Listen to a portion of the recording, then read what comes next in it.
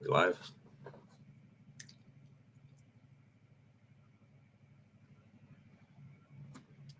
I think he's muted. I am muted. Wow, I was muted the entire time. Let's try that again. All right, welcome to an episode of The Unfiltered Historian. We are doing something really unique today with an episode about General Grant coming east. This is something that we have not really talked about on the page before, so I figured today would be a great day to do that. And who better to have on today than Nathan Provost down there? Nathan, how's it going, buddy? It's good. How are you? Doing well. I also want to introduce to you guys John B over here on my left. He's going to be in today asking some questions and also getting a heaping learning session of General Grant. That should be fun. And I'm not going to explain why the background behind me is actually a Gettysburg background. I know people may be thinking, General Grant and Gettysburg, what the hell is going on here? But there's a method to my madness, I promise. And pay attention to the guys in the blue and red there behind me because they'll pop up again soon. But I'm going to go ahead and start us off with Nathan giving us a little backstory as to what's going on in the Civil War right around 1864. Specifically in February 64, there's a very interesting bill that passes Congress reinstating the lieutenant generalship. And there's a kind of an idea of who's going to get that automatically. Because if I'm not mistaken, there's a congressman from Illinois who introduces this bill with the idea of there's a gentleman from Illinois as well. Yeah. So what's that about, man? Yeah. So Grant's going to be promoted to lieutenant general, and it's coming at a time when it's much needed. And the Army of the Potomac has long suffered mishaps under poor leadership, whether that's through George McClellan, John Pope, Burnside. Specifically Pope. Yeah, specifically Pope. Burnside as well as Hooker. And while I'm in no means is Meade incapable, there was some disappointment from the Lincoln administration that he did not pursue after Gettysburg, but I'm not going to speak on that here or there. Pope didn't command the AOP, the Army of the Potomac. He did command the Army of Virginia. He tried to make it into like a brand new army. I know that much.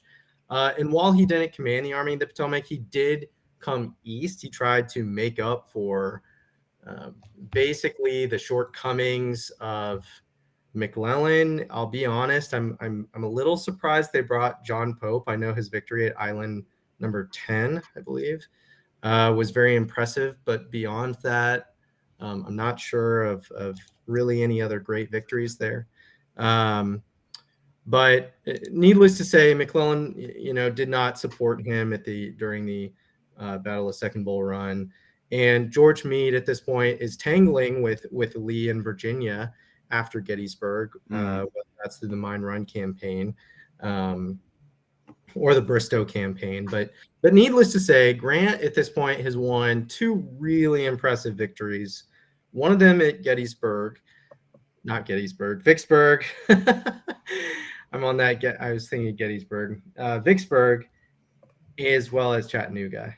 And both of these victories were confirmation that, yep, Grant is the guy that needs to be brought east and face off with Lee. Now, the interesting thing about that is Sherman actually goes to Grant and he says, do you really want to go east? Do you really want to go with the Army of the Potomac? Because we're going to win. We're going to win here going south to Atlanta.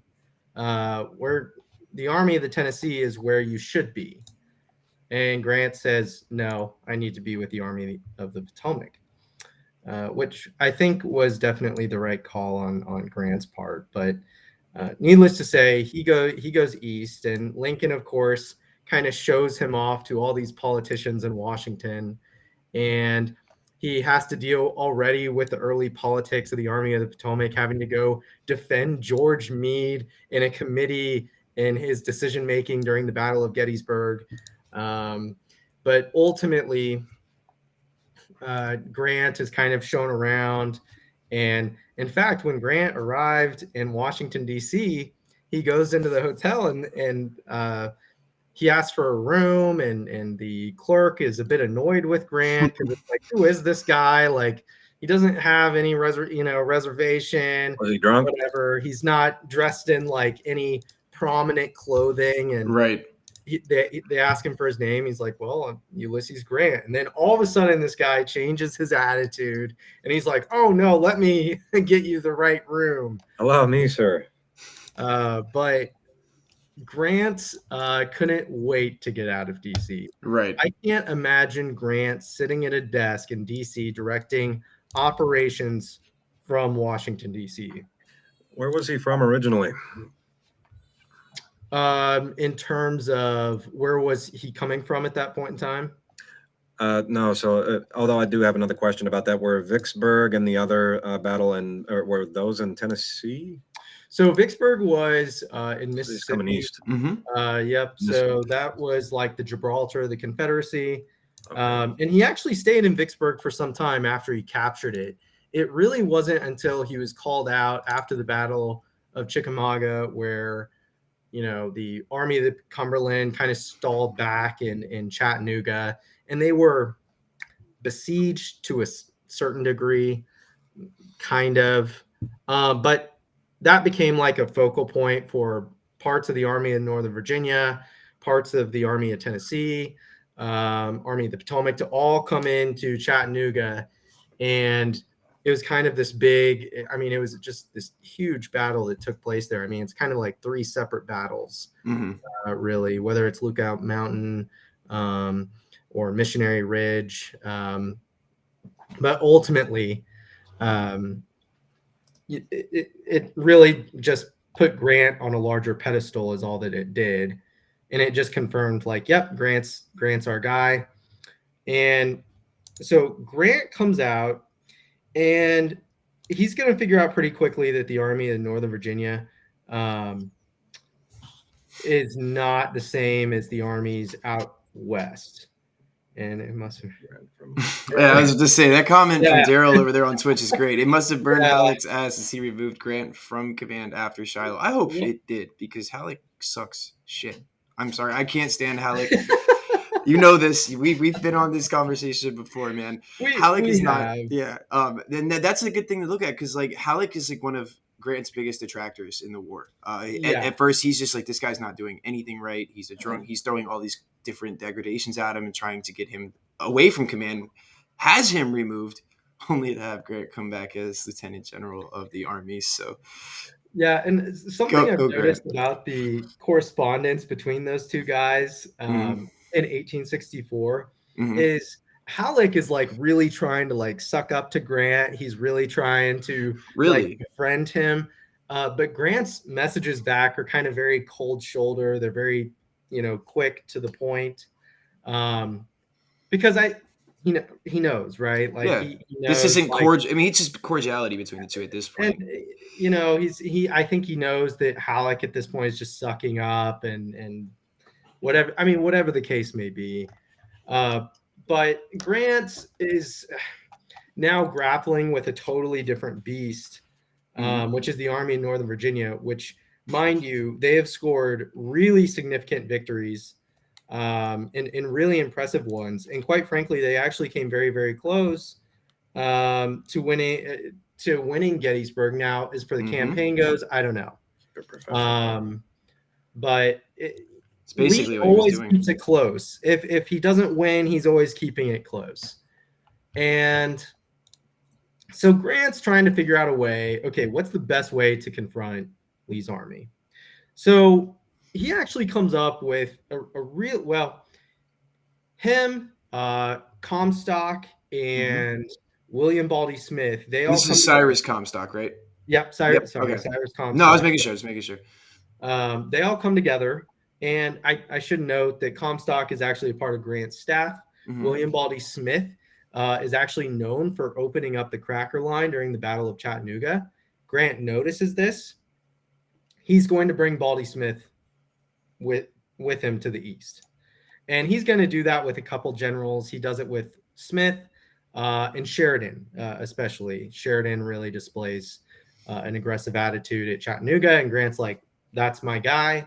He'll bring Sheridan east as well. Now, as for the Suffolk Plan goes, these three gentlemen, they get together and they ultimately decide the best way to confront Lee's army is actually not facing him head on in the wilderness of Virginia. They actually do not want to conduct some overland route. Like, they are really, really against that. And in fact, they come up with this idea called the Suffolk Plan. So they actually want to take 60,000 Union soldiers. They want to land them in Suffolk, Virginia, and they are going to then move south into North Carolina. And sorry, somebody said something down there that's triggering me so bad right now. I'm like, passive shots. We will. Luckily, he doesn't have much of a role here in the first couple months.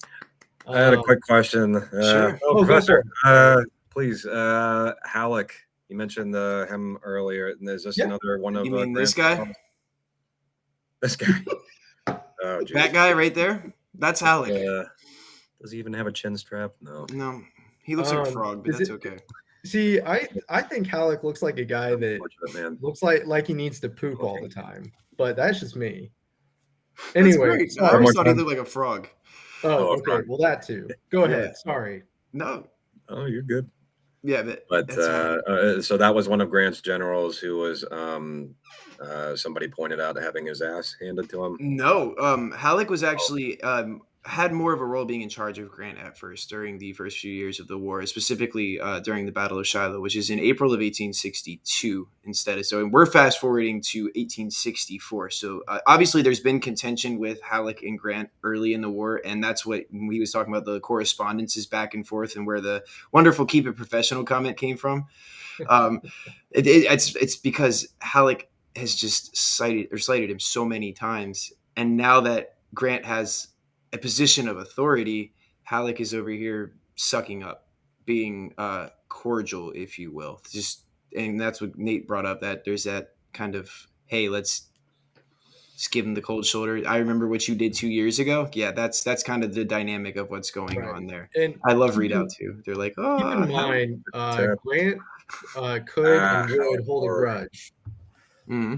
So keep that in mind moving forward. Like, if you ruin your rapport with Grant, it's done. It's over. Unless you're Lew Wallace and can somehow make it up to him. But for the most part, if you screw over Grant, it's done. Like, cut the cord. Okay. And so now Halleck, the difference was this. They needed Halleck. Halleck was a decent, he was a good chief of staff. Mm-hmm. Honestly, his best place was probably behind a desk. So that was a good decision to bring him to Washington in some cases. In the role of chief of staff, yes. Is general in chief? Absolutely not. No. I blame him almost wholeheartedly for Fredericksburg again 2 years earlier. Him in that role was not good. No. Chief of staff, fine, good. But that's where it ends for me, at least. Yeah. So, and that's when Halleck actually is going to come back up here. There he is. And yep. So, yep, he's going to, for some reason, play a really big role here at the beginning. So Comstock and Smith and Grant, so they developed this Suffolk Plan, and that's when they're going to move 60,000 soldiers into Suffolk, Virginia, and they're going to head south into North Carolina. They're not going to head towards Richmond. The purpose of this is they want to cut off more supply lines to Richmond. Okay, Grant, one of the amazing things about Grant, time and time again, that this will come up, and I actually don't know anyone that's refuted this, to be honest. He's great with logistics. He was a quartermaster in his youth. So he's going to understand the ins and outs of supply lines. Mm-hmm. And so, of course, he's going to try to cut those supply lines. And more interestingly, they're going to try to attain more manpower. So they're going to try to recruit some former enslaved people. They'll try to liberate some plantations there along the coast in the Carolinas. And it's going to force Lee to do one of two things. Doing this would put Lee in a really precarious situation. And that is, Lee would either have to move south to confront this army of Grant's that's 60,000 strong, or he could try to take the fight north to Washington, where there would be 40,000 Union soldiers there. Okay. And keep in mind at this point in time, maybe someone might say, well, Lee has, at this point in time, Lee had roughly, because he would probably want to have some garrison at Richmond. We'll just say that he leaves Beauregard there with the same force he put on the Bermuda 100. So Lee really has like 66,000. So if Lee goes to Washington with 66,000 and they have 40,000 in DC, you might think, well, that he's got a pretty good chance. Keep in mind, the defenses around Washington, D.C. at this point in time are so intricate and so complex that it would be just about impossible for Lee to break through that. It would. You would need, oh my God, I actually don't want to try to make an estimate on how many you would need. And unlike Grant, these are irreplaceable men that you're losing if you do attempt something like the taking on the defenses of Washington. Lee is drained, and we'll get into that too when we start talking about what happens when Grant gets to Brandy Station, Virginia. But you're right. I mean, he's also attacking these. And again, we're bringing this cool counterfactual in, which I find fun to do. What if Lee does attack the forts of Washington? Where is he going to draw the sustenance from? He's not able to draw it from where he's at now. So there's no way to outfit a army capable of attacking and taking these fortifications around Washington with the situation that Lee's in. Again, we'll get at that a little further. Sorry to interrupt. No, you're fine. No, it's a good point. Like, and I've had conversations about this because there's a lot of kind of ins and outs of this plan that were never fully developed. But ultimately, Lee would, but here's the thing though, even if Lee moves north, even if Lee moves against Washington, D.C. with that army, Grant now has the opportunity to go take the capital of Richmond from the south. Mm-hmm. So he now can go take Richmond without any issue whatsoever. The same thing would happen if Lee decided to move against Grant's army of 60,000 soldiers. The 40,000 soldiers in D.C. could easily go take Richmond from the north. So for Lee, it's a lose-lose situation if it is put through. Now, the question remains, why did this plan not go through? Well, there's a couple of reasons. Let's first go back to Halleck. Grant sends off this plan to Halleck. Mm-hmm. Halleck says no. Ultimately says no. And the reason why is because with McClellan's ghosts. Yes, I like that. That's a really well said, Daryl. It's still alive and well. Because of the Peninsula Campaign, the Lincoln administration cannot risk some type of movement, some type of maneuver that might even closely resemble that of McClellan's Peninsula Campaign, because Lincoln will be running against McClellan in the 1864 election. Mm-hmm. He doesn't want to legitimize McClellan's strategies or operations. Sorry, read out one more time for good measure. There you go. Yeah. I've seen more. His mouth a little bit more open now. Like, I don't remember his mouth being. Remind me to send you my dancing Halleck on TikTok later. Ooh, it's a sight to see, man. It was bad. You'll have to send that to me. I will. See, it's something that'll be in a horror game at some point. Nice. But so at this point, the Lincoln administration is now dedicated to the overland route. They have to go through the wilderness. And they don't know that yet, but they have to go through Virginia, which makes this so much more difficult on Grant's part, because the last time Grant used an overland route to attack a certain point, that was at Vicksburg. he tried to go south through the state of Mississippi. However, both Nathan Bedford Forrest and Earl Van Dorn attacked his supply lines, forcing him back north. And by conducting any overland route, you are opening up your supply lines to be attacked. They are now very vulnerable. And this is going to make Grant's job all the more difficult. So that's really what this comes down to. But before the campaign even starts, I'll let Tyler kind of take it away with his picture behind him here in Brandy Station. And you're probably wondering that there's no connection. I have no idea where he's going with this. All right. So, like I said earlier, there is a method to my madness, and I'm going to bring these guys up momentarily. But I'd like to show you a little bit of the environment that Grant is arriving to. So, we talked about Grant getting lieutenant generalship. One thing I have is it's kind of one of my favorite paintings from the Civil War era, believe it or not. It's this one here.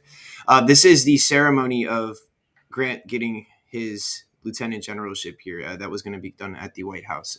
So it's a really cool thing. It's kind of giving you an idea of the crowd, the ambiance. And like Nate said, when he first arrives, he's not in a uniform like he is in that painting. He's bedraggled, and that's kind of very typical of Grant later in the war too. We'll learn that at Appomattox when, he's not surrendering in a ceremonial uniform by any means. I mean, he's got muddy boots. So it's really interesting to see in the painting Grant in his nice polished coat, if you will.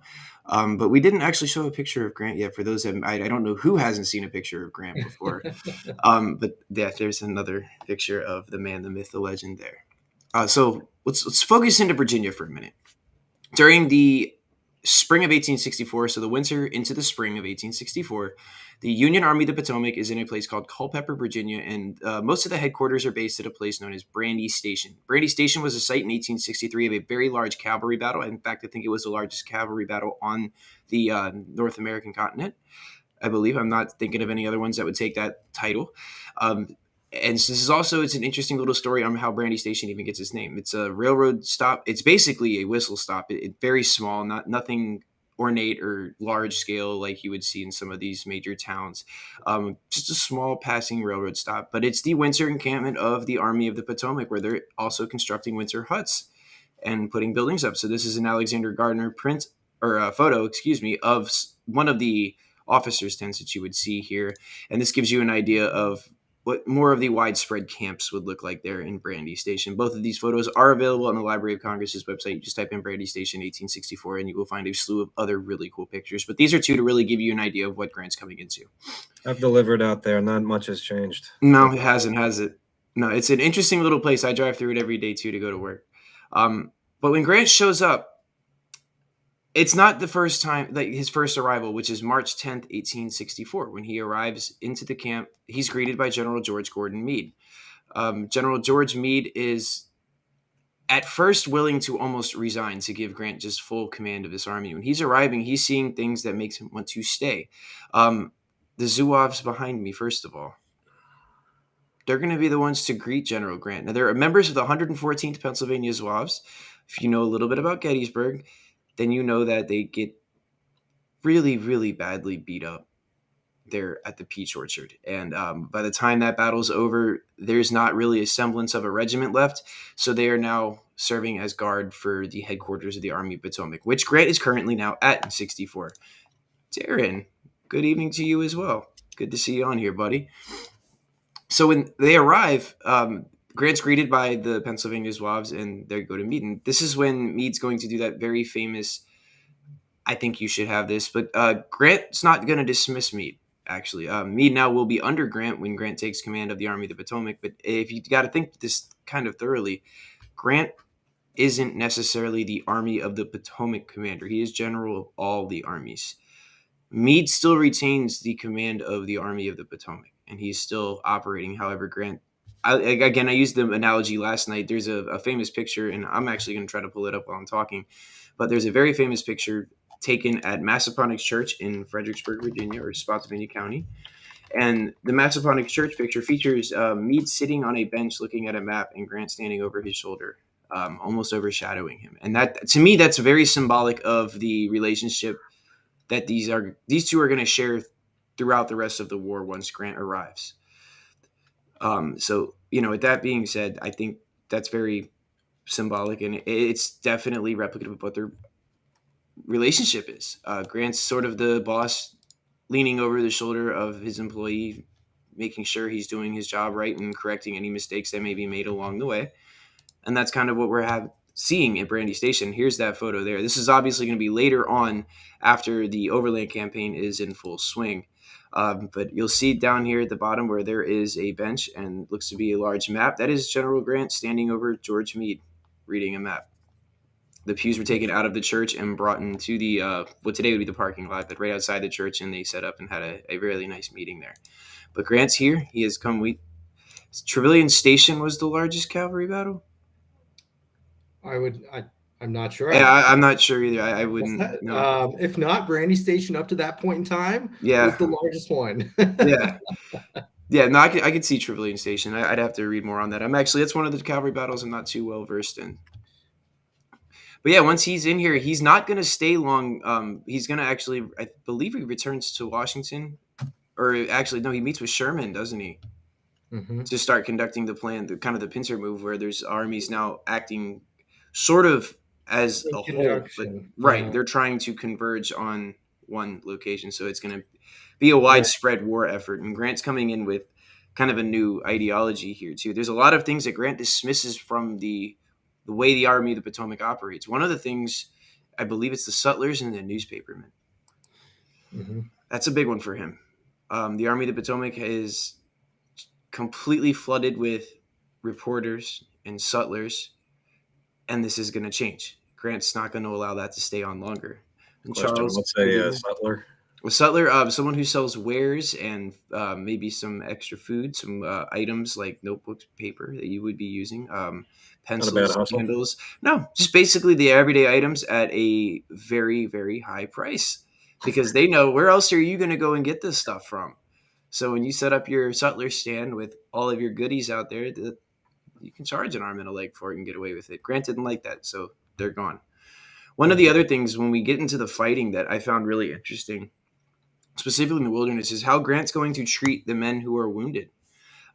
It's not, again, barbarism by any means. He's thinking tactically.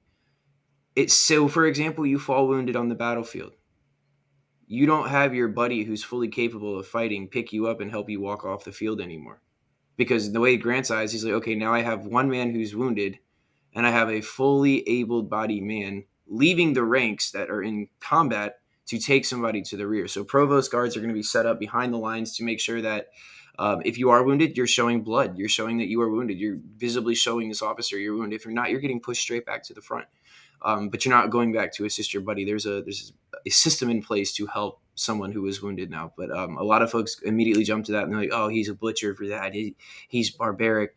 No, he's thinking tactically. He's wasting numbers by able-bodied men taking somebody to the rear and then convalescing at a hospital when they could be fighting. And Lee ordered the same type of thing. Mm-hmm. That was something Lee also put forward. In fact, he didn't have that. He didn't have like provost guards checking that, but he actually would send back people, and he would order them to make sure that in fact, they could be wounded, they could show blood, but if they could walk and hold a gun, then they're going back to the front. In fact, I believe it was Evander Law who recounted how during the Battle of Cold Harbor, he actually bragged about this, where a man was actually shot through the cheek, and the man says, "I am killed." And Evander Law yells back at him. He says, "You're fine. Go back to the front." And sure enough, this guy, he goes, "You're right," and heads back to the front. So even getting shot through the cheek, and it was, from my understanding, the reading of it, it was like through the whole mouth, but it didn't like hit anything. So suck it up. Darren brought in, Lee lost as many. Maybe got a little bottle of whiskey or something to disinfect it, hopefully. Comes right out the other side of your cheek. Yeah, it like he's a fountain now. So and actually going back to, there's a comment here, wherever Lee goes, there you will go also. Let's read out, yeah. I actually wanted to just quickly hit on this, because Tyler, you also kind of brought this up too, where Grant's corresponding with Sherman, and he's telling Sherman he's telling him basically the same thing. He's basically telling him wherever Johnson goes, you'll follow Johnson as well. So this isn't just like a Lee thing, like, yeah, get after Lee. It's like, no, Tyler, just piggybacking off you here. Yeah, go ahead. It's a way of coordinating all these movements at once. Really, there's really just two movements, the other two movements that are taking place that really focus on the capture of a specific place. And that's with William Baldy Smith. He's supposed to go and capture Richmond if he can. And then, of course, there's Franz Sigel in the Valley, which we all know how that goes. But that's kind of the point. He's telling him, get after the armies. Yeah. What happened in the Valley? Was there flowers and pretty ponies prancing about? Tyler, go for it. Could have been. There's a few things happening, but there's a really large battle, not large, but known as the Battle of Newmarket. Not Newmarket Heights, which is here on the Richmond area, but there's a battle called Newmarket in the Shenandoah Valley. The Virginia Corps cadets are going to be called out to fight in this engagement with Franz Sigel's forces, who are moving up the valley. Now, one quick note about that. When I say they're moving up the valley, John, they're actually moving down the valley. It's reversed in the Shenandoah. So if you're going up, you're actually going south. If you're going down, you're going north. I can picture that. Yeah, so it all has to do with how the river flows. So when you hear us refer to up the valley or down the valley, just know it's opposite. So Franz Sigel is doing poorly is probably an understatement in the valley, because he is beaten at Newmarket by cadets. Now, the age of the cadets Sigel had seasoned veterans here. Yeah, he did. The cadets beat the seasoned veterans. These are kids fighting, young kids at the Virginia Military Institute that are beating seasoned Union veterans here. So you'll see a shift. The 6th Corps, which is the best corps in the Union Army, god darn it, gets to go out and try to correct the wrongs that are being just wantonly thrown around the valley. The valley is not in the, I guess you say, the victory level that Grant was thinking. So contingent plan, you have to now send in the best corps in the Union Army to do it, and that's the 6th Corps. And Sheridan, he goes over the credit. He does some stuff. One of the frustrating things, actually, really about what happens in the Shenandoah there early on, because initially the plan was this. So Grant didn't always have the choice on who was put in command. Okay, he had some flexibility here and there. He was able to bring Sheridan out. He's able to bring William Baldy Smith. For God knows whatever reason, he wanted Gilmore to give advice to Butler. But Butler and Franz Sigel, Benjamin Butler, they were both political appointees, meaning they didn't come from a military background. They're politically appointed. Franz Sigel, he had a lot of sway with German immigrants, and that's why he was so popular. But he was not a competent general. In fact, arguably, and I think definitively for the most part, I would argue that Franz Sigel did worse than Benjamin Butler by a large margin. Yeah. Now, Bermuda 100, it was, I don't ever go as far to say it was a complete and total failure. It wasn't great. Bermuda 100 could have been a lot better than it was. Sure. And he covered a lot of ground with Bermuda 100. And if you ever go to see what's left of it, all of his objectives. Yeah. He accomplished all of them but one, and that's it. And the Bermuda 100 strategically will become important for Grant. So, that's down the line. But one of the things left out when we talk about Franz Sigel is the fact that Grant actually did want Edward Ord to go and support Sigel. And I think if Ord actually would have followed instructions, I don't think they would have retreated from the field. I'm going to go ahead and put up a picture of Ord too while we're talking about him. Yeah, he's kind of a scary looking guy, to be honest. Very scary. Edward Ord, ironically enough, he actually decides not to go help him, decides he wants a different command. And ultimately,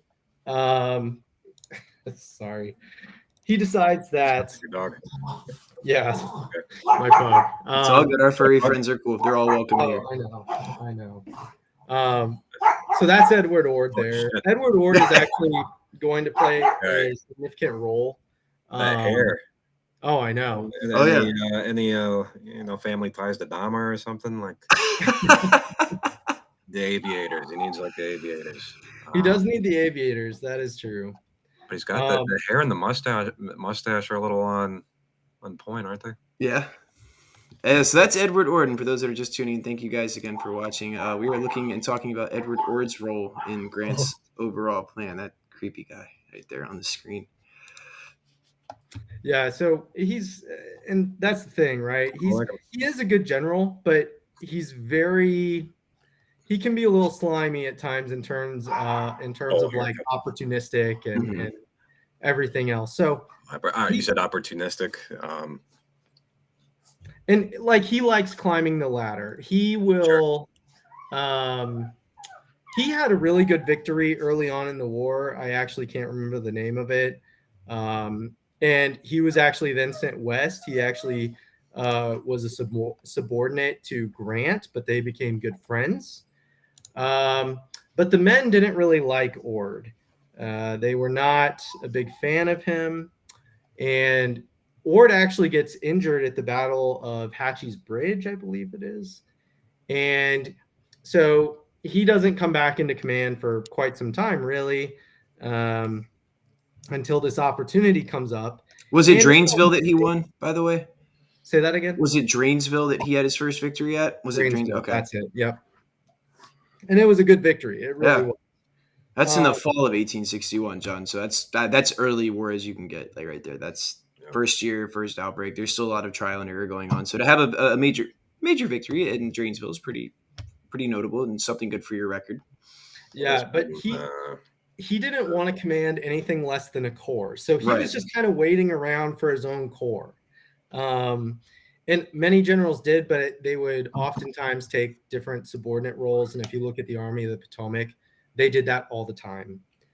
Ord is not going to be like that at all. He will wait until the Richmond-Petersburg campaign when he can actually get a corps under his command. In fact, he'll end up getting the whole Army of the James at one point. Okay, so, he gets it over Ben Butler. He does.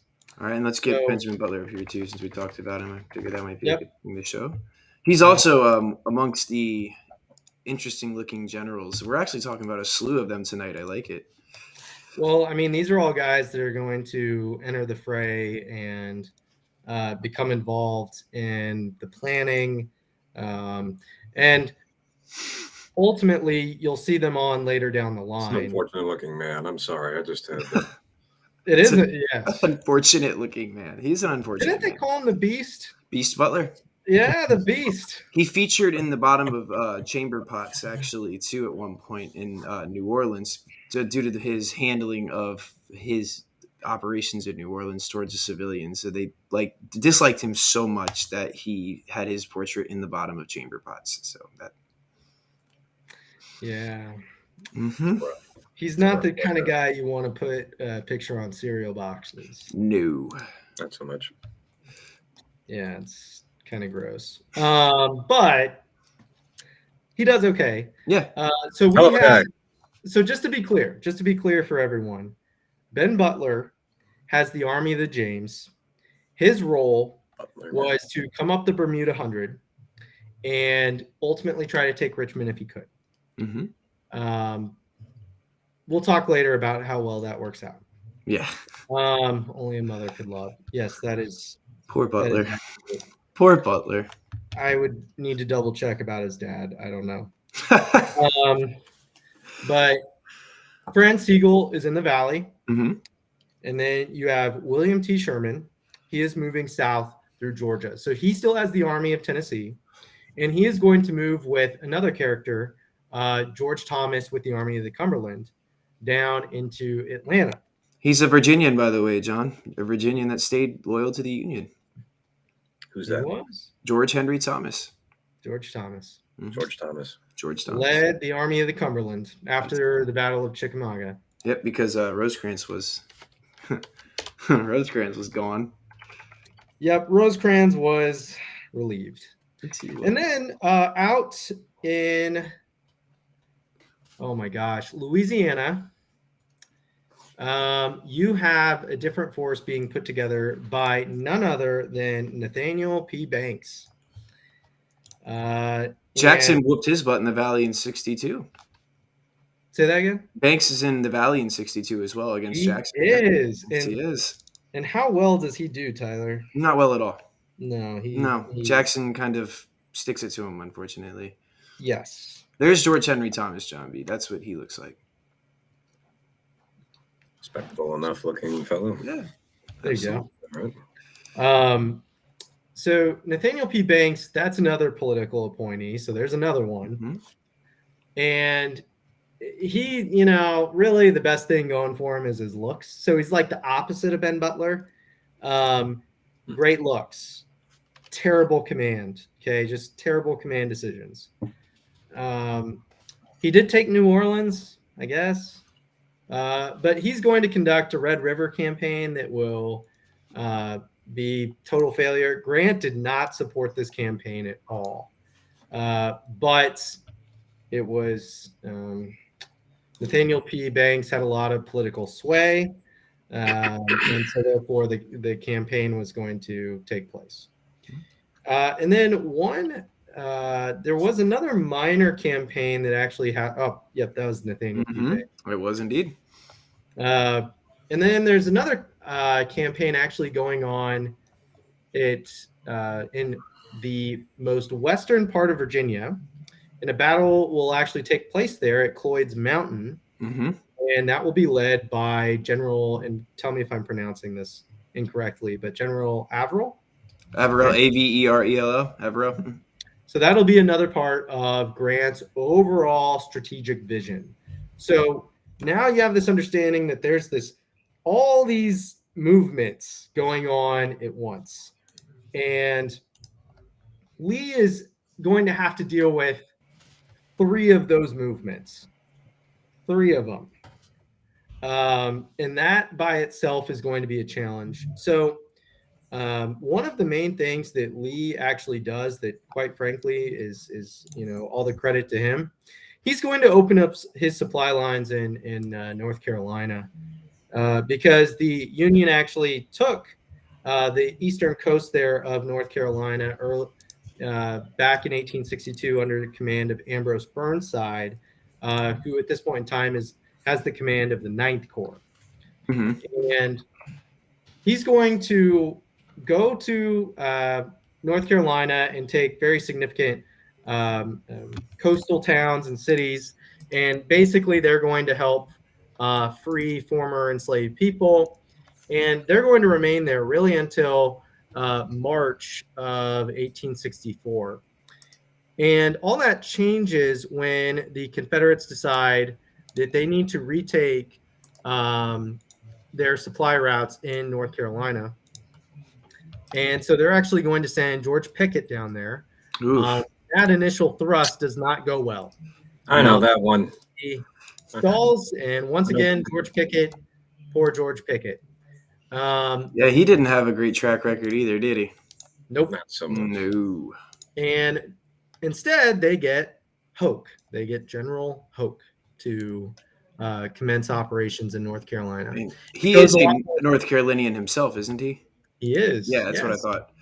So he is actually going to enter the scene, and he will help retake some of those supply routes. However, they won't actually. I believe New Bern is actually still. They never take New Bern, but they do manage to take Plymouth, and they are able. And the governor of North Carolina is reelected without any issue. Okay? And the only thing that stops Hoke from going any further was the fact that by this point in time, Grant was moving into the wilderness, and they needed all the men they could gather to go face Grant in Virginia. So really the consequences of Grant not going with the Suffolk plan is, quite frankly, it prolongs the war. Right. Because Lee is able to take the initiative in North Carolina, and now they're able to bring in more supplies into Richmond and Petersburg, which we'll talk about later. So, since we brought him up again, that's my very long spiel. just had to show some more Burnside there. Because why not? Since we brought him up. So when That's Burnside. that is The it's where you get the term Ambrose, sideburns from, Ambrose sir. E. Burnside, Ambrose Everett Burnside. That's right. who was the commander at, I'm reading, the Battle of the Crater. Yeah, Ninth Corps Commander. So the Ninth Corps Command is actually a separate fighting unit from the Army of the Potomac. There's a big reason for that is because George Meade and Ambrose Burnside are sort of I think Burnside actually outranks Meade, doesn't he? He does. Yeah. So you can't put him under the command of somebody who outranks him. That's a problem in itself. The Ninth Corps was in the Army of the Potomac for a while, especially at Fredericksburg, because Burnside is the Army commander at Fredericksburg. After the Mud March, though, evidently and obviously he's relieved of command, and Joe Hooker will take over for him. Yes, Darren giving some Burnside love there. Darren, yep, you guys are agreeing. Thank you. So yeah, when Burnside's at the crater, he's acting independently. He's actually acting independently throughout most of all of the Overland Campaign. But that brings us to the Overland Campaign now that we have Grant's grand tactical scheme kind of under our belts. We can start leading into this, and there will be a separate episode on the Battle of the Wilderness, Spotsylvania, Cold Harbor, all that, in North Anna. How did I forget that? And then into Petersburg. And so I have a really interesting guest. I can't wait to introduce you guys. How dare you forget North Anna, Tyler? I know North Anna's pretty badass, man. I mean, Chris Mikowski's the reason I got all into North Anna. I went on a tour with them out at one of the symposiums, which I'm excited you're going to be seeing this year. It's exciting, good stuff. But the North Anna was incredible. The works there are still very well preserved. So if you ever get a chance, John B, we'll get out there and check it out soon so you can see it. It's an incredible place. And there's a gentleman by the name of James Ledley who I love to hate on, as probably do most folks in the Civil War community there, that has another foul up, and that's at North Anna. His first big major foul up would be. And you should go ahead and blame both Burnside and Grant for ever promoting him. And Darren, check your Facebook messages, please. I sent you something. I see, and I keep looking to see if you checked it, but I'm like, check it. Check your Facebook messages. That's my little plug for Darren tonight. Daryl said, Grant did assign the Ninth Corps of the Army of the Potomac under Meade after the Wilderness Command confusion. It was going to be after the North. Yeah, I was going to say that I don't think that was Spotsylvania either, because Spotsylvania, he's still acting independently, if I'm not mistaken. Yeah, and in fact, it's actually going to lead to a missed opportunity on the 9th or 10th. I don't remember, but I think it was on the 10th. Mm-hmm. Maybe there were a couple, but I know that if Burnside had kept advancing, he actually would have outflanked the Confederate command there at Spotsylvania. And Grant was actually kicking himself for not either being with him or not having someone be in direct contact with him. And, once again, Grant rightly says that's his fault for not doing that. But what's interesting, though, is there was a rider heading to Grant to let him know where Burnside was, but that rider was actually killed on the way to Grant. So, oh wow, yeah. What can you do at that point? I mean, that's really nobody's fault at that point. It's not his fault for getting killed. It's not their fault for not acting in conjunction. But I think that's that does show too why Burnside's not under that command at that point, because what's happening on Burnside's front at Spotsylvania is almost completely different than what's happening over here in the middle of the Muleshoe and the fortifications that are built behind it. It's almost two separate actions going on. And going back to your point here, Tyler, you guys are the one thing that's going to get confusing is who has tactical command and who doesn't. And Grant does not have command of the Army of the Potomac. However, Grant does have command of Burnside tactically. So even though Meade can't order Burnside around, Grant orders Burnside around. Indeed. So. Until the North Anna. Right. And that's when consolidation sort of happens and they realize, okay, this guy cannot act independently. I think he's given too much leeway at Petersburg too, but that's, again, we can get to when we actually start talking about Petersburg, which we've done before. So I like discussing Petersburg with you. But yes, we are now getting to the point where we can start setting the stage to talk about the Overland Campaign. Mhm. And one thing you brought up earlier, there he is. He checked his messages. I did. You did. Good to Good see you, evening. sir. Yeah, how are For you? folks that are listening to Spotify later, Darren Rawlings, the Notorious, has just joined us today to finish out our conversations. We're now building up to talk about the wilderness, and I wanted you to be a part of that because you live in the wilderness. You're talking about so many things that I find fascinating. I'm like, find it very hard not to join in. You know? Yeah, I was about to say, where's Darren at? You're commenting over here like he needs to be here. Nate, it's good to see you, mate. It's good to see you, Darren. How are you? And nice to meet you up in the top corner there. His name's spelled uniquely, Jonathan. I just realized how you spelled your name too. I'm like, wait a minute. But yeah, Darren, you can help me with this too, because I know this is a topic you and I have discussed also in depth. Is the wilderness, starting out and planning to get around the wilderness? Because again, I don't know that folks do think this, but wilderness is not the area Grant wants to fight in. In fact, I don't think there's any soldier in both armies that want to fight in the wilderness. The wilderness area is about 70 square miles worth of forest. It's actually a second growth forest, so this is not going to be a large, built-up, old growth forest. During the colonial miles, 70 square miles, and not in one straight line, but and just the it's encompassing literally area. dense woodland. You know, I mean, it's horrendous. Yeah, it is. On either side of the road, you can see 5 to 10 yards. That's it. The growth is all scrub oak. There's hills, there's gullies, there's streams and runs all the way through the area. So this landscape is not viable for fighting. All of this is because during the colonial era, you have a booming iron industry and a mining industry. And where do you get all that firewood to produce the heat needed to smelt iron and build this industrial iron facilities, just kind of littering the area there? You need the wood, and the wilderness obviously had the wood to use, so it was forested. And then at the time of the Civil War, you have the second growth kind of reclaiming the landscape that was once pretty wasted by just all the deforestation that's happening there. So there is a tactical use of this wilderness, and that would be sort of as a screening point. Where the armies are situated in the winter and spring of 64, you have the Confederates on the banks of the Rapidan, and you have the Union on the opposite bank of the Rapidan. So the north side, which would be called the Culpeper Courthouse area and Brandy Station.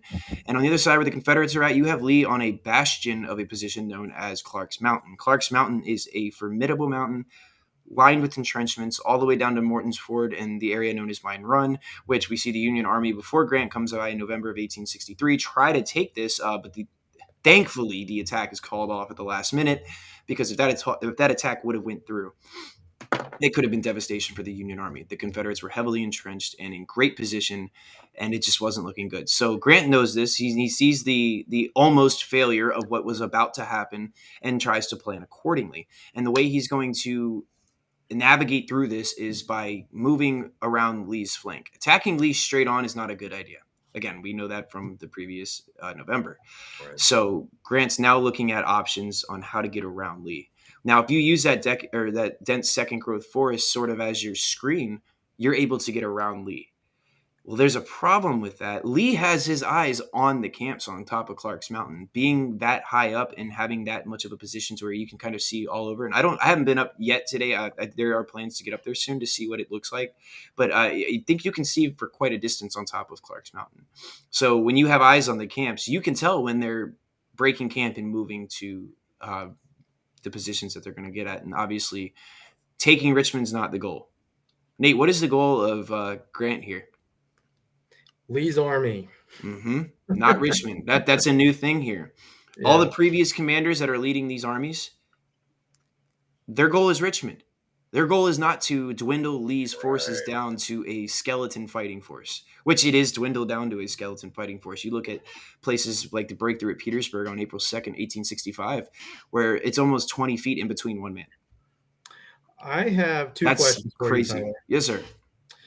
The first is, what do you think would have happened to Meade had he launched that attack on Mine Run? Would he have been sacked? I don't know. And then the second question is, where is Longstreet? Where are the Texans? So I can answer the Mine Run Please one. do. Please do. I mean, they would have got absolutely slaughtered. Yes. And because Lee was so well entrenched, they had no chance. And so Meade making that decision was the best decision he could make at that particular time. No, Gouverneur Warren saves the day. And, but again, not, attacking Lee in that position and pulling the army out was just the best decision that Meade could have made. Because I don't know. I mean, if it had gone through, I don't know who else would have taken over. There isn't anyone else, is there? Well, it makes me. They would have found someone, I suppose, but yeah. It just makes me wonder if that's when Grant would have gone through with giving Baldy Smith the Army of the Potomac, because he says that if it wasn't Meade, he would have given the Army of the Potomac to William Baldy Smith. But I don't know if you want to add something to that, Tyler, about the Mine Run. You want to add something else? No, do you want to add something? Oh, no, you covered basically my answer. I do think he probably would have been shit canned, to be completely honest with you. Okay. I think that much of a frontal, and maybe he wouldn't, but I'm looking at it from the position of what happens to his predecessors. Is Lincoln going to keep somebody in command that just wantonly slaughtered his men? Maybe Warren would have. I don't think Warren would have grabbed it, but this is November too. We're looking at Grant not being lieutenant general yet. So, and also, if you look at it under the microscope at the time, they're looking at Meade saying, "Well, why did you follow up from Gettysburg?" Because there was that pressure on him as well from that. Yeah, that's as far as they're concerned. As far as Lincoln's concerned, he's like, he's fuming that he hasn't followed him after Gettysburg. Right. Which they do harass them, Yeah, and they again, do. But leading up to Mine Run, so I suppose if Meade had lost that battle at Mine Run, or would have gone ahead with that attack and lost half the army, then he probably would have got sacked, I would imagine, because you're still leading off from Gettysburg, aren't you? Right. But it's also, do you take the hero of Gettysburg and sack him? Exactly. I think that's what's going through yeah. Grant's mind too. And then maybe Meade is just there for PR purposes. Maybe Grant has in his mind that he knows Meade isn't as competent as himself. I mean, and you got to know that you've had these two major victories over there in the West, Vicksburg, and the other victories that Grant's having. But when you're here at the Wilderness, when you're moving into this area here, and you have the commander coming up and offering his resignation right away, and Meade isn't replaced. I think that really is coming from a PR standpoint. Like, do I take the guy that just saved the Army of the Potomac from destruction? Which, again, relative speaking on how you view Gettysburg. But he's the hero of Gettysburg. He does follow up. I think it's not covered as much, and it should be, because there are a lot of significant happenings in the months after Gettysburg. I always point to Rappahannock Station as probably one of my biggest drawbacks in what happens with the Army of the Potomac, because there's a lot of things happening in a small battle and in a very obscure location. Of course, when you have a battlefield that's virtually destroyed by development, it's hard to get out there and really get the bigger picture as to why Mine Run is going to happen later. But Rappahannock Station itself, which is still, again, most of it's been developed into a neighborhood, unfortunately. But Rappahannock Station sees some of the brilliant minds of the Union Army. They're not going to last long, because one of the major players in the Rappahannock Station debacle in 1863 is Brigadier General David Russell. A lot of folks, of course, I'm the Upton guy, and you guys know that. That's one of my favorite people to study and talk about. This is where he gets credit for being a genius, a tactical genius. And it's not even his plan that's being carried out. It's actually David Russell's. And David Russell's killed at 3rd Winchester. So he's not there to help Grant the rest of the war. So, and then that shows you, too, the highlight of the Shenandoah Valley campaign in 64, why it's happening so quickly when the 6th Corps gets out there, is because Russell does still have a role to play before he's killed. And you're seeing a strong victory with him from that.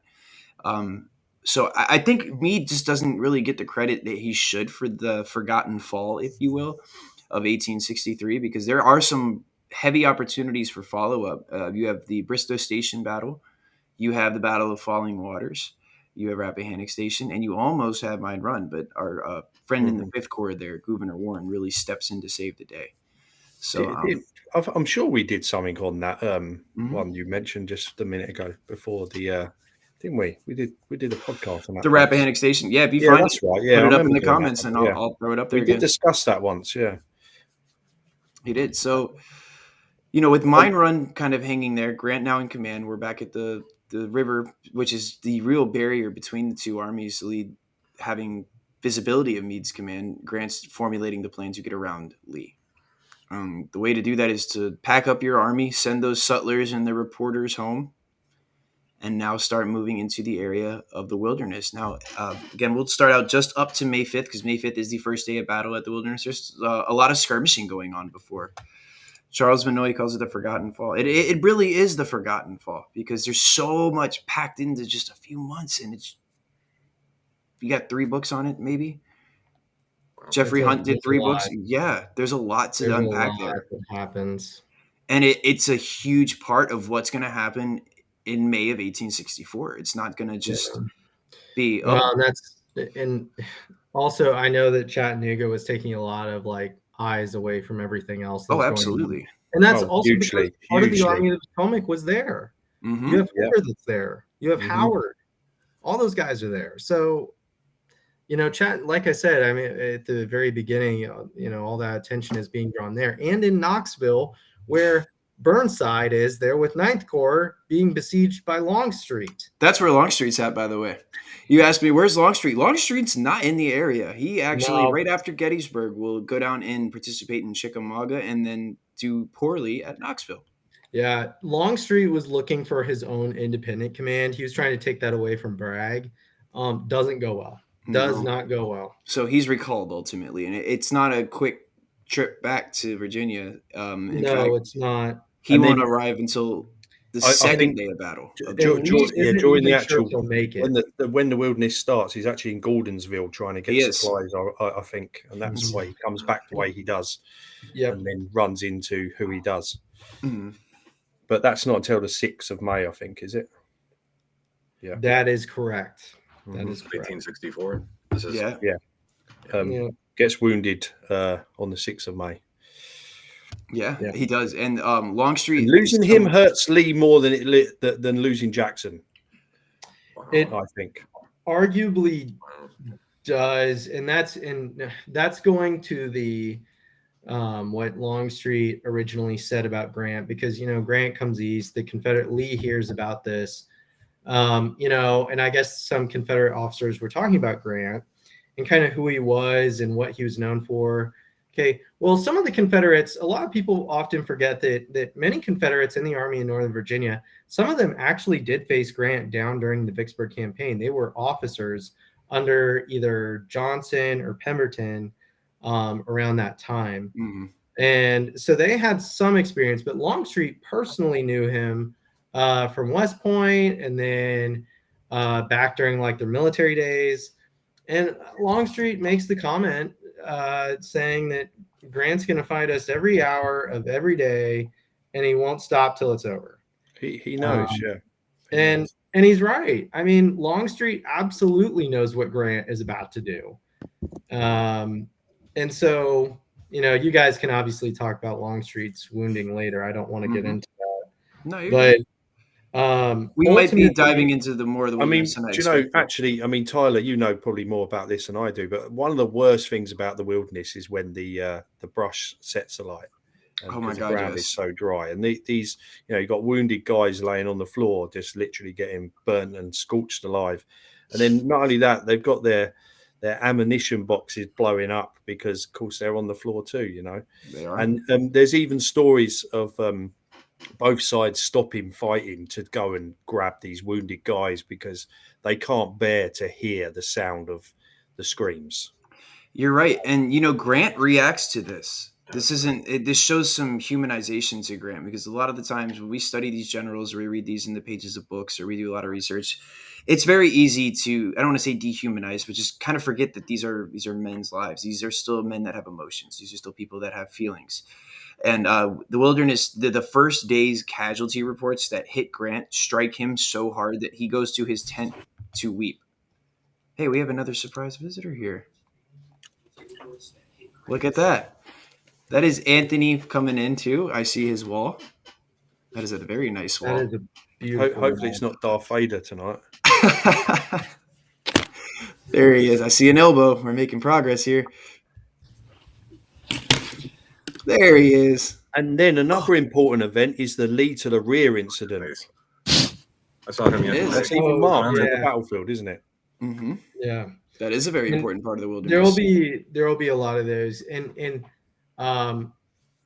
keep in mind too, before this whole campaign starts out, Lee does have a decent officer corps going into the campaign. Right. They're seasoned veterans. They're some of Lee's best, and yeah, we all know Lee lost Jackson at Chancellorsville, yes, but ultimately he still has Longstreet. He still has Ewell has not shown any weakness so far. He has Richard Anderson. He's got Jubal Early will come along later.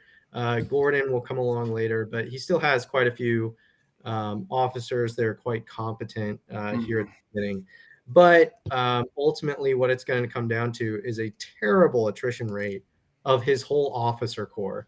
And Lee is going to be forced to take over quite a few responsibilities that is going to possibly make him sick. It's going to make him exhausted, and it's going to have repercussions for basically the rest of the war. Yeah. After this. And that's again what we're seeing when Grant takes command here at the Wilderness. The battles are fought much differently than they are fought in 63, 62, and 61. There's a new kind of a overall campaign strategy that Grant's using. And that's not even just Grant. It's also just not limited to him. It's Lee as well. Lee's learning to dig in. And that's something we're seeing very prominent at the Wilderness is the usage of fortifications. Mm-hmm. Early war, they were deemed, I don't want to say cowardly, but there were some that had the opinion that this wasn't the most honorable way to fight or the most fruitful way to fight. In fact, that we see that it very much is because can you imagine if they did not have entrenchments in these engagements and were launching these style assaults that they were launching, what the numbers would have been? Well, that's the thing. Grant wanted an open field battle. Like he really wanted an open field battle. Lee just wouldn't give it to him. Right. And Lee said, so it was a whole game. He probably couldn't have done either. That's the thing. Grant said to Lee, like metaphorically, he said to him, come out and fight me. And Lee says, make me. So that's why Grant does all these like crazy flanking maneuvers. Do this all day, buddy. Yeah, to force him out of the entrenchments, which worked. But then as soon as they got to a new battlefield, it all entrench again. So, it's kind of like this game of like, okay, how am I going to get you out of these fortifications? And really, you don't see any open field engagements until the Appomattox campaign in 65, where you have battles like Sailor's Creek, which is the battle Grant always wanted, which decimated Lee's army. But nonetheless, at this point in time, I don't think Lee or Grant know that it's going to become like this like battle of fortifications, battle of breastworks. Yeah. I don't think they even realize what's coming. So, Anthony, now that you're here, we would like to hear what you have to say about Grant coming east. What are your thoughts on his movements over here? I'd like to hear something you have to say about it. Do you think? Oh, we have another regular. Josh is in too. Yeah. This is a party. I had to hop on because I'm tired tonight. Didn't want to get on. Welcome. Ask him first. You want me to ask him first so you can think about it? Okay, Josh, I guess he's going to put you into the limelight here. Do you want to talk a little bit about Grant and your opinion and how he comes east and what that means for the future of the Army of the Potomac? Oh, man, I just got on. I got to take a second. Anthony did. Anthony, you go first. Yeah. Oh, wow. So you're back and forth. Yeah. Well, or we can go back to Longstreet if you want. Sorry for waking you up, mate. You know what I mean? As an alumni of Fredericksburg and Spotsylvania National Military Park, 7 years ago, 8 years ago, 9 years ago. Go ahead and date yourself there. Good Lord, I'm 27 for God's sake. I thought you was older. No, oh, damn it. This is going tonight. This is going tonight. I'm joking. I've reached standard time. It's going. Yeah. Sorry, carry on. Standard 5 o'clock shower.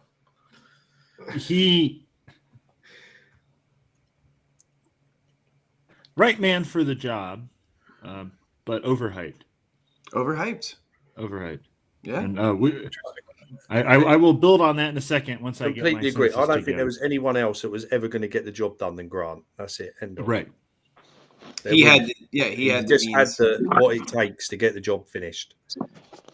True. Was there a shift in consciousness? It seemed like maybe Tyler was mentioning it earlier that that every other general prior to Grant was hell bent on taking Richmond, and it seems like maybe there was Grant knew that he had to like break Lee's army, kind of essentially. Is that what? Well, that whole arithmetic of war. Was he the first one to really kind of introduce that? The thing is, as well, though, you haven't just got the Overland Campaign going on at the time. You've got all the other events going on as well, haven't you? Like Nate probably said earlier about the fact that you're up. You've got the Valley campaign. You've also got other stuff going on around, to try and to end the war. Well, and if I can make a comment, speaking of the Valley, right? Grant tells Sheridan, make it so that Crow would have to carry its provender, right? So we think, oh, Grant invented total war. No, John Pope did in Virginia. So while he may have commanded only parts of the Army of the Potomac, he commanded more members of the Army of the Potomac than Ulysses S. Grant ever did in his life. Really? I mean, Ulysses S. Grant never commanded the Army of the Potomac. He was general in chief, right? Half of Pope's army at Manassas is Army of the Potomac.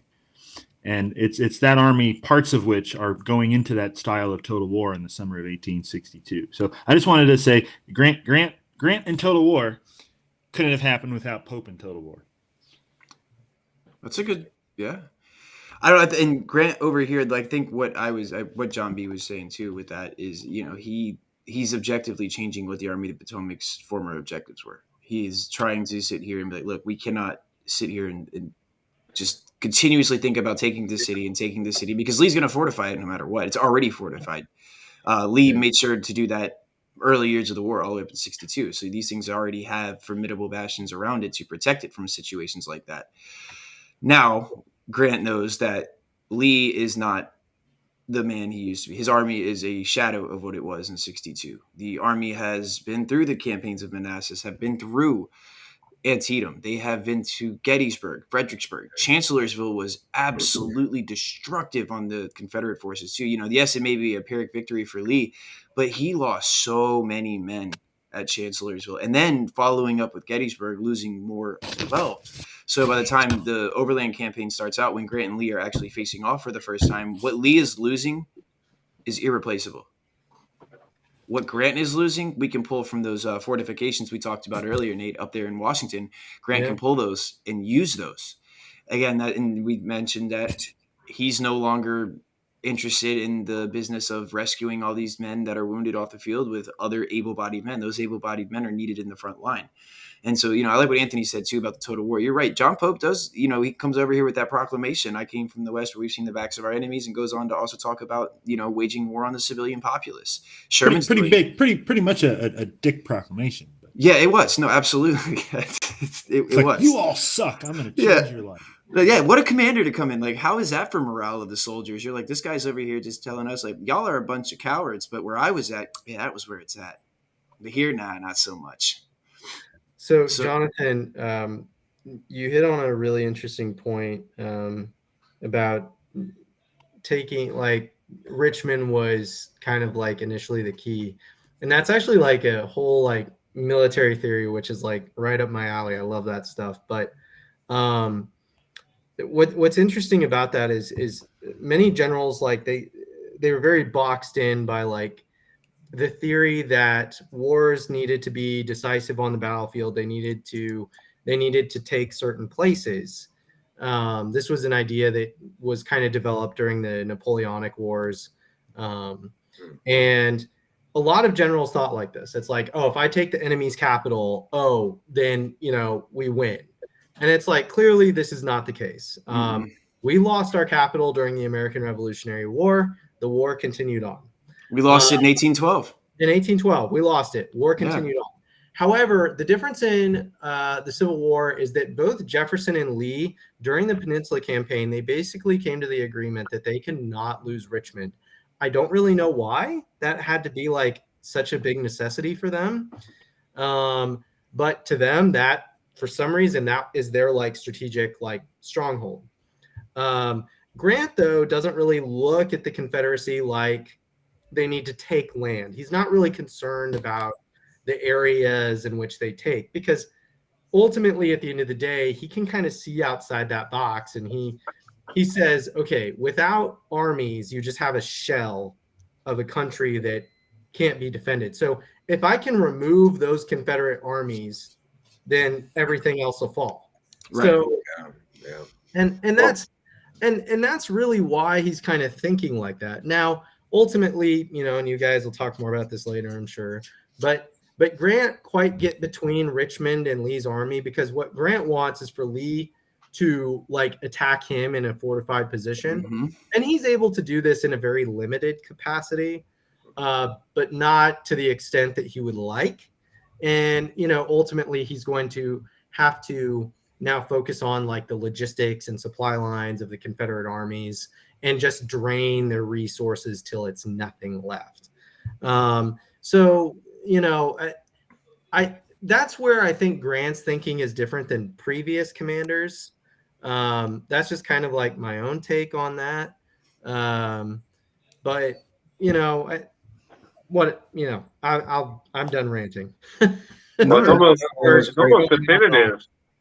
What? It's almost definitive. I mean, Lincoln gives them an order that your objective is Lee's army, not Richmond. Right. And then he says, I intend to fight it out along this line if it takes all summer. So it would take the summer, and it would continue on a little bit longer, and he actually would completely remove Lee's army from the field during the Appomattox campaign. And the Appomattox campaign is like Grant's. To me, like the Appomattox campaign is probably comparable to his Vicksburg campaign, but that's just me. Nonetheless, Grant he made things very simple and in a way that other people could just see it the way that he could. And it's like, this is your objective, go do it. We're not going to try to make this fancy or nice or anything like that. Let's just get it done. And in fact, I believe that John Hennessy, who actually is a former park ranger at the Fredericksburg, Pennsylvania battlefield, he actually was on a C-SPAN video where he was actually talking about the Overland Campaign. Mm-hmm. And it's kind of interesting the way that what he called the Overland Campaign. He actually called the Overland Campaign chemotherapy. He said that the Army of Northern Virginia was cancer, and the only way to get rid of it is with chemotherapy. And chemotherapy is really, it does terrible things to the human body, but you have to do it to get rid of the cancer. And so that's how he viewed the Overland Campaign. I thought that was kind of an interesting, take on it. I don't know necessarily if that's the right analogy. I don't want to really speak to that. Right. Analogy for sure. It is. It's an analogy, yeah. But it makes sense. Yeah. Okay. So I just, but it's a good point, right? Like there was a lot of suffering before, like you could end the war, but you had to do it. I still don't, to this day, I still have not found another way that Grant could have beat Lee, especially because his Suffolk plan was tossed out the door. There was no way they could do like any amphibious like type landing anywhere without making it look like McClellan's plan. So what other choice do you have than just go forward? And that's another great thing about Grant is he didn't complain. He just said, okay, I'll do the overland route. And that was that. So I don't know. That's where my head's at. No, I think that was a very valid thing. The analogy was one that I wasn't expecting. But yeah, I definitely want to go watch this C-SPAN art now. I would love to see that now. I don't remember the name of it. I just know they talked about it. It was actually supposed to cover George Meade. But it got onto this whole topic about Grant because Brooke Simpson was there, and John Hennis, and it kind of rolled into the Overland Campaign and the relationship between Grant and Meade, and so they were talking about what the Overland Campaign was. So yeah, I would have to look for it. Okay. Does anyone else want to comment on Grant and the Overland Campaign and the start of that, since I have you guys on here? I think I'm ready to answer that question from the beginning, where I was literally sitting down trying to figure out, and Anthony's like, Josh, still in my workout clothes. And Josh can answer that. No, bruh, come on. You were literally on the TV a few minutes ago, and I was like, okay, I'll hop on, fine. Grant coming east, probably, to me, one of the number one turning moments of the war. Literally, he's coming east, and he's going to say, I'm going to attack Lee wherever he is, on whatever line, and we're just going to do it. And like Darren said yesterday during the Unfiltered Conversations, that crossroads where he points and they're going to continue south and everyone cheers, that right there is the fight is continuing. We're going to go south. We're going to go around him. And I used to do interp at different sites, including Arlington. I'm not saying who I work for, but pointing out those Rose Garden burials are Overland Campaign casualties. And Bristow. Yeah. Bristow. Well, Bristow's in the Bristow. There's one from Bristow. You're right, 62, and then there's a few other ones from Second Manassas. But you point out that that's the beginning to the end of the war. Literally, the war began in 61 at First Manassas. You begin to see this end to the war. He's continuing to go around to the right, down farther to the south. It looks like a DNA strand almost, if you ever look at it, like how the battle lines actually look when they're moving. It just looks like, I'm like, well, that's so cool. Like a ladder. One continuous chain reaction all the way down to Cold Harbor, past North Anna, around to Petersburg, to Appomattox, and the war essentially is over. You can't forget about Sherman and Johnston, but Lee is just getting worn down. I mean, by the time he makes it to Petersburg, 20,000 freaking troops? 60,000, and then 20,000 at Appomattox, and then he ceases to exist at Sailor's Creek. Well, when he gets to North Anna, who has he got in charge? There isn't really anyone really. Longstreet's gone he was now. Way too sick. Who is he? Who can he trust? He can't trust anyone. Yeah. And there's one guy you can thank for his success at Spotsylvania, and that's the guy who commands the 1st Division to break through the Muleshoe salient. And we won't even talk about him tonight. But without Barlow, they don't crack the salient. Oh my God! Even though we're talking about Grant, you can't mistake Lee during that campaign, because Lee is slowly, and as Gelzo points out in his new book on Lee, slowly becoming more and more distrustful of his subordinates. Literally, like earlier on in the war, he would just tell Jackson and Longstreet, go do this, and they would go do it. Well, that's why you get so many of those incidents where he rides forward himself, and they're like, what the hell are you doing, So that's where it begins to show to me that he's really actually not a good tactical commander. He's good at putting people in the position to win, but, Jackson, go do this. Literally at Second Manassas, Lee's nowhere to be found on the first day. Jackson fights that battle by himself at Bronner Farm. Lee's off towards Thoroughfare Gap. Like you're saying, he's lost that, hasn't he? He's lost that with Longstreet as well, so that's gone. And he's stuck with AP Hill, Yeah, it's no good. No, Ambrose Powell Hill is not crazy better either. But it's like, okay, you see as the war goes on, slowly this degeneration of his ability because he loses all these excellent subordinates. I will say that Lee really only has 2 really. That's you see how you can see what I mean, but it's just that flanking maneuver all the way down to Appomattox, and of course they're going to hunker in Petersburg for a long time. But this is what Grant's doing much differently than any other commander before. You know what's We really should cool? have gone to the right. Yeah, I've been to 3 of those battlefields. That's what's really cool. Boom. Excellent. Yeah. What were you I'm saying? just going to keep going around you. I'm I said actually. I've been to What 3 of those was I battles. saying? I don't even remember.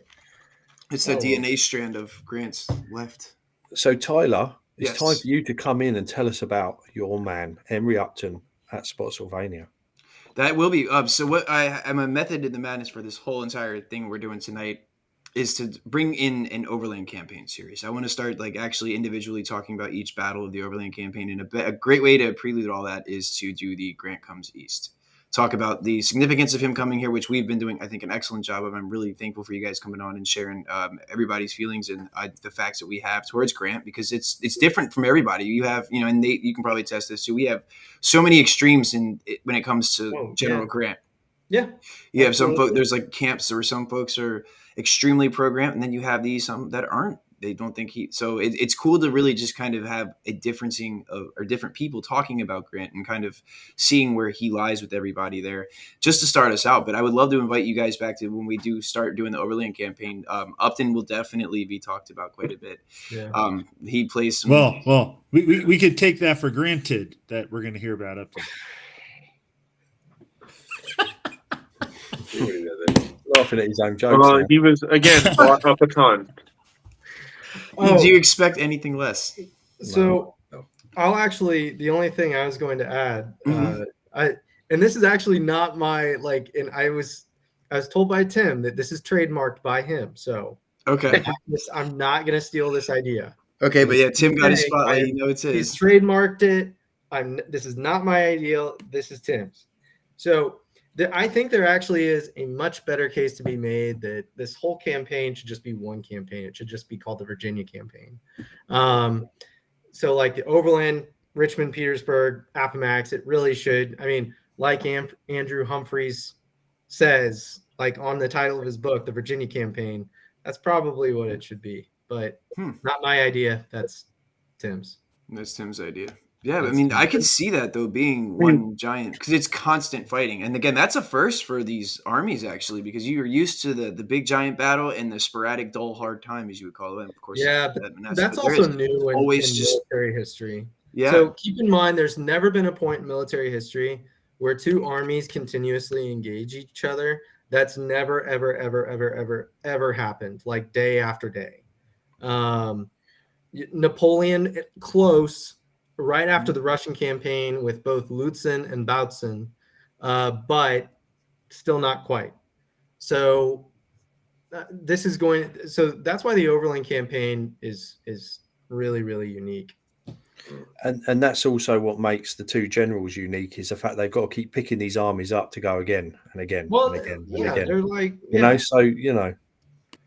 Yeah, there's no rest for those guys. There's just, can you imagine the morale must have been quite low after the Wilderness, So when you're getting into the next one, Spotsylvania, it's even worse, and then it just carries on getting worse. Mm-hmm. And even to get to Spotsylvania, you have Confederates now doing some of their own engineering too. You have the road that Pendleton's going to cut. You have this road that's cut in the middle of the wilderness to screen most of the Confederate movements to get to what we would later know as the Battle of Laurel Hill in Spotsylvania. And, that's what I mean. There's all these separate battles, and they give it the name Spotsylvania and Wilderness, but there's all these different things that could easily just be grouped into one large battle, calling it the Virginia campaign. I kind of like that. I'm going to have to get in touch with Tim and talk to him about that a little more when we go in. Because that's an interesting take on it. Yeah. That way, everyone contributed in that way, even though Tim's not here. Yeah. His idea is. Yeah, that's right. That actually has the gears turning a little bit. So to close us out tonight, since we are reaching our hour and 30 mark, I want to talk about any recommended reading on Grant and the Overland Campaign that all of us, if we could pick one book to start with, and it could be a part of a series, because I already know where I'm going with this on mine. I've got my hardcover right here next to me. But Nate, if you want to start us out, what would you recommend any of our listeners if they wanted to start getting a better idea of Grant in total, or even just in the Overland Campaign? What you got? Hampton Newsom's The Fight for the Old North State. Even though it doesn't really talk about the Overland Campaign, it gives you an idea. It sets up the whole campaign itself right before the start of it in Virginia, but it talks about the fight in North Carolina, and it talks about Grant's Suffolk plan. So I think it's a great book. It's by Hampton Newsom. He's also written some really good stuff. He also wrote Richmond Must Fall, which is one of my personal favorites.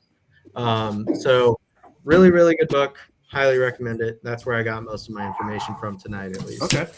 Now, I pulled from a stack because I like to do the stacks of book thing and just, read different sources on stuff. But if I really had to narrow it down to one and to get kind of an overall of Grant coming east and how impactful that is, I'd actually pull this one. It's going to come in and out because of my the damn background. I know it's right. if I do this, I go bye bye completely. Is it working? Nope. Well, it's Gordon Ray. I know. It is Gordon Ray. It is The Battle of the Wilderness, May 5th through 6th, 1864 by Gordon Ray. This is a part of an Overland Campaign series that he does. There's 5 books in total, pretty lengthy books, but they're amazingly written, and it gives you the backstory in a few pages rather than having to go and grab a book about this big just on the days before the wilderness leading up to it. Darren, you have some? And we had the pleasure of seeing Gordon Ray at the symposium last year, talking about just what we was talking about. So that's right. Cool. But I would recommend Hell Itself, the Emergency of a War one.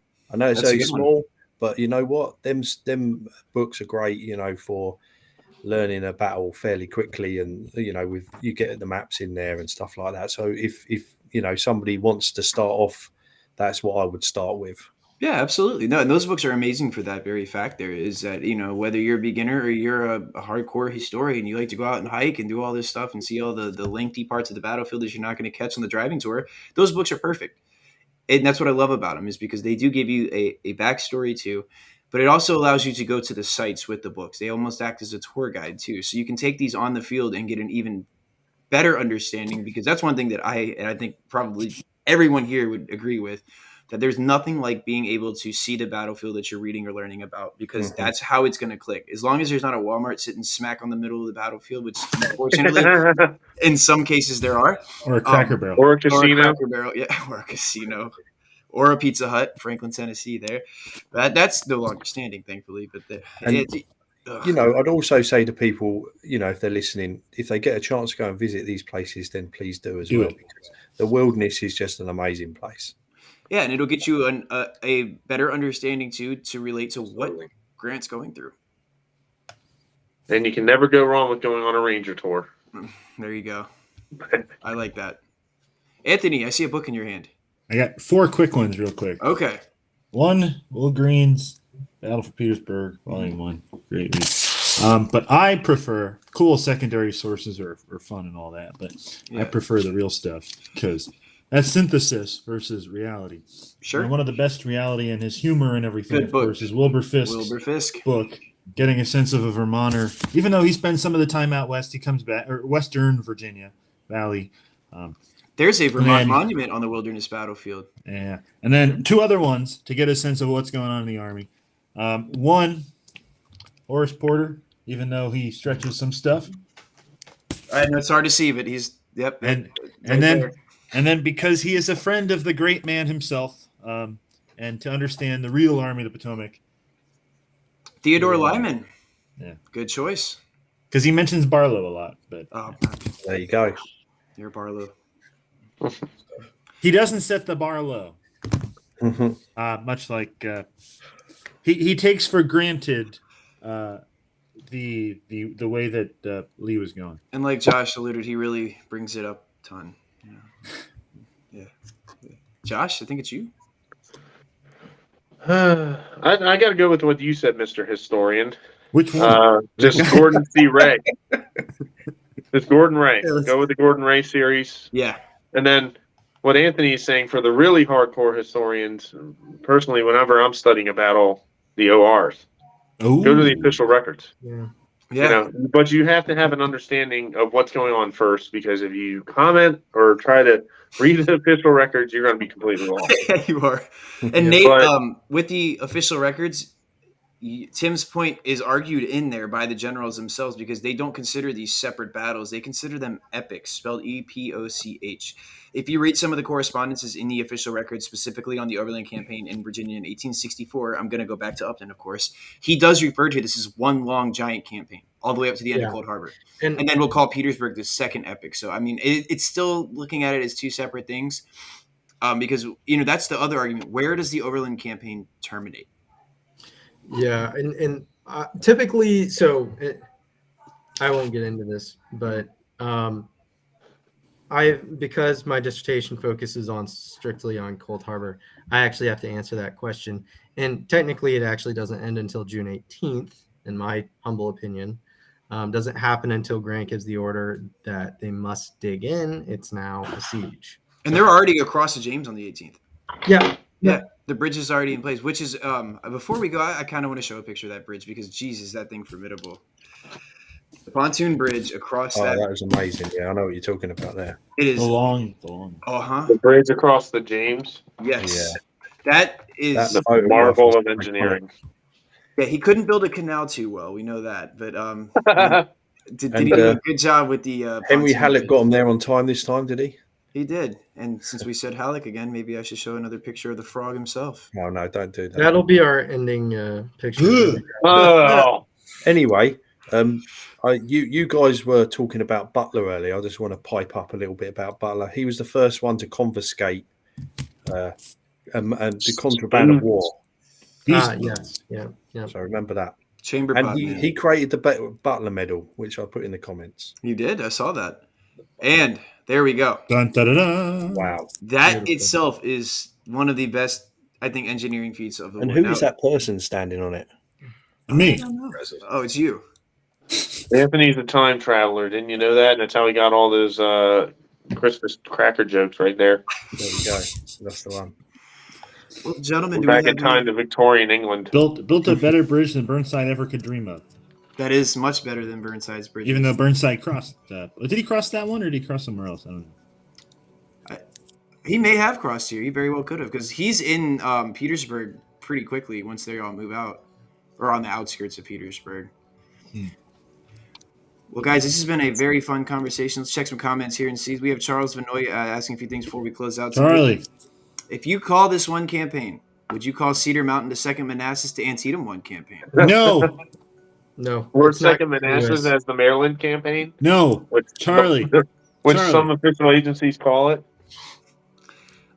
Yes, absolutely. Down below, that comment is fantastic. If you're into the photographic histories and like looking at some of the pictures and kind of placing them where they would be today, Frassinito obviously has done good in Gettysburg, good in Antietam, but I personally think his Grant versus Lee book is top notch. It's better than the other two because there's so many about Gettysburg and stuff. This is cool because there is not a large photographic study other. He's bit.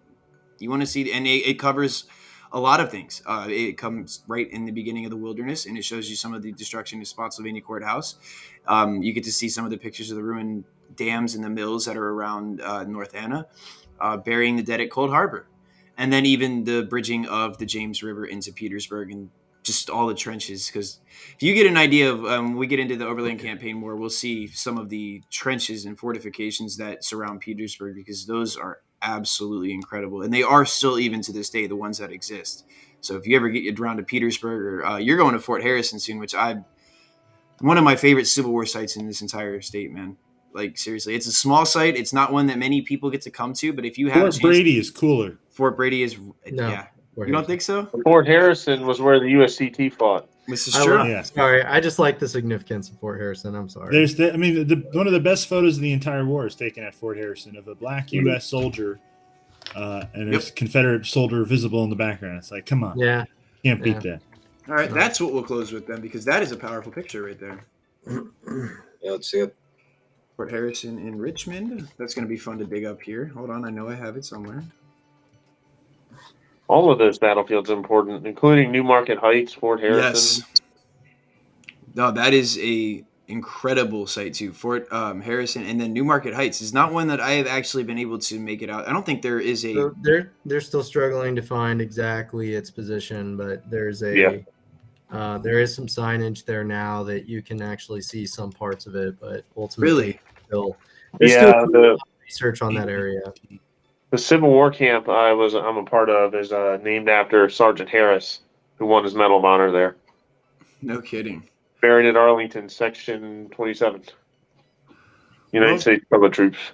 I am not having any success finding this one, so I may have to suffice with a different. Unless one of you guys have it handy, which I don't know if you do or not.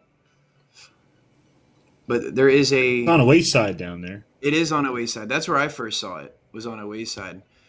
But I guess I can put in the graphic of the painting that was done by a very well-known painter, Sidney King. He did a very, very nice painting of the battle at Fort Harrison. And one of the coolest things there is that large rampart that's still there. If you get to go into Fort Harrison, which you are able to do, you'd be able to see this still to this day. And the painting does feature that very prominently. It's very blurry, but that's it. Yeah, beautiful. Yeah, but that rampart up there in the right corner is still visible today. And it's very powerful. Well, gentlemen, I thank you guys for coming on to talk a little about Ulysses S. Grant. And again, when we start planning our wilderness episode, I invite all of you back to talk a little bit about the wilderness and what's happening in 1864. Folks watching at home and listening on Spotify, thank you guys so much for your time today, and we will see you again on the